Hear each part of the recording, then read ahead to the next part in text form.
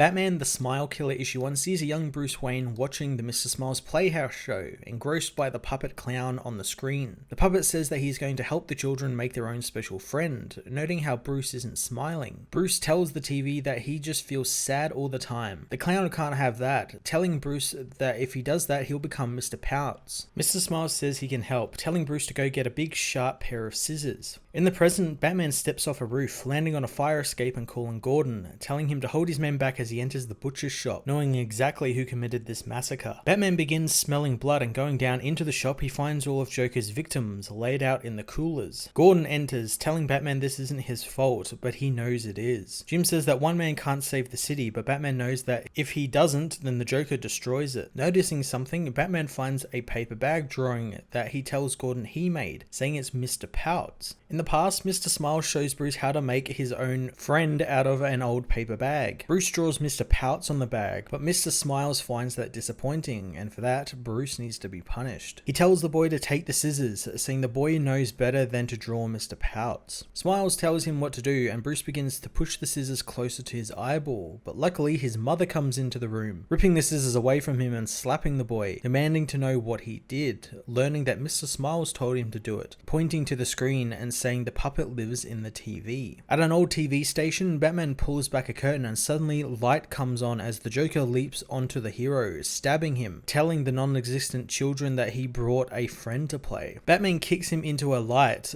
told by Joker he needs to learn his lessons. Batman beats the Joker down until the villain decides he's had enough, gassing Batman and telling him that it's time for arts and crafts inside his playhouse. Batman begins seeing Ben Arnell, and he wonders how he's here, knowing this has to be some type of trap, maybe from Hugo Strange and Joker. Ben says this is as real as it gets, and Ben snaps Bruce's mind out of it, revealing Bruce is in Arkham. He calls for Ben, who is in the cell across from him. Bruce tries to get Ben to think back to what happened to him and the Joker, and how he was going to hurt his family, but Batman stopped him. Ben remembers that, saying that was 3 years ago, and Bruce wasn't even there, since he didn't meet him until after he became an inmate in Arkham. Bruce can't believe this, knowing there is something he needs to tell him. Bruce reveals to Ben that he is Batman, something Ben already knows, since Bruce only thinks he's Batman, and that he and Ben have been through this millions of times before, because Batman isn't real and Bruce knows that. Bruce knows that the villains only want him to think that, and maybe he's been drugged or brainwashed, and this all might not be real. Ben begins getting distressed as someone will hear Bruce, and soon the guards appear to detain the angry Bruce, who lashes out and tells them to call Jim Gordon. They tell him Dr. Gordon, the child psychiatrist, won't be in until morning. In the past, Dr. Gordon interviews Bruce about Mr. Smiles, learning the boy watches him every day after school, and sometimes he tells the boy stories, bad stories. Jim asks what makes them bad, and Bruce says that Smiles says bad words and tells him to hurt people. In the present, Gordon asks Bruce about the people, and Bruce hopes Jim sees what's happening. Jim says that they were getting somewhere, wanting to know more about Mr. Smiles, but Bruce knows the villain has gotten to Jim as well. Jim implores him not to do this again, but Bruce accuses Jim of being Clayface. Gordon has had enough, leaving as Bruce tells him that someone has gotten to them and they need to work together. Jim tells him that there is someone that wants to see him, opening the door to reveal Martha Wayne. Bruce knows that he saw his mother die with his father one night, but Martha tells him to remember what exactly happened. Bruce remembers back, remembering how he shot his own father, told to do so by Mr. Smiles. Later as night falls, Bruce knows that this is his time and he should be out doing his work. He knows everything he saw was real and Joker was real, wondering why that TV studio was still set up 30 years after the Mr. Smiles show ended. He knows the truth and can't waver from his mission, for he is the Batman and he always will be and has been, no matter the clothes he wears or the lies he is told. Bruce calls for Ben, getting the inmate up and telling him to listen to him, since he's not sure for the first time in his life. He asks if they are threatening Ben's family or listening in on if Ben knows something. He just needs to give Bruce a sign and he will get them out of there. After a moment, Ben holds up the paper bag of Mr. Pouts, making Bruce smile as he bangs on the cell, getting the guards to come, and soon he easily takes them out. He escapes from the asylum but doesn't feel free as he crashes out into the rain, the feeling of still being lost with him, something he hasn't felt since the night he lost his parents. Looking into the sky, he sees the bat signal, but as he runs off into the night, the sky reveals that there wasn't actually anything there to begin with. Batman the Smile Killer issue 1 1, much like its parent series, Killer Smile was a fantastic deconstruction and alternate take on Batman and the Batman characters. Obviously, a story about Batman being just as insane as the criminals he fights is as old as the Batman himself, but here I love how it's played as something Bruce has always suffered from, even as a child, and even the implication that the Joker was kind of manipulating Bruce as a child is quite fantastic and a little bit creepy. Jeff Lemire has really created a fantastic universe here, and I enjoy we get to see more of it outside of Killer Smile, and hopefully we get to see more from this Batman's perspective, since it's quite interesting and I'm intrigued to see other characters within this universe and what has happened to them as well. I'm going to give this issue a 10 out of 10.